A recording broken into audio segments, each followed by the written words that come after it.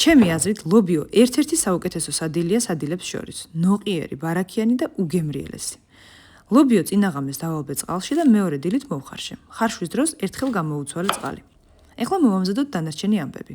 ხახვი უნდა დაიჭრას წვრილად და ვინაიდან ჩემ თვალებზე არაფერი ჭრის, არც ზეთიანიდანა, არც წყალი და არც შელოცვა, წყლის სათვალე იდეალურად მადგება. სადეთ, ვინც შემსავითხართ.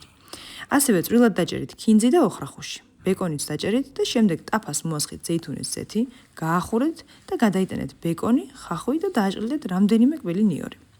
ამოურიეთ, ხახვი და ბეკონი რომ მოიხრაკება, დაუმეტეთ პომიდორი. შემდეგ მოაყარეთ მარილი, პილპილი, სვანური მარილი, ქონდარი, უცხო სუნელი და აჯიკა სიცხარისა და პიკანტურობისთვის. კარგად გადაურიეთ, წამოადუღეთ პომიდორი და შემდეგ დაუმეტეთ კარგად მოხარშული ლობიო, რომელიც მე არ ამოვლესე, ესე უფრო მომწონს.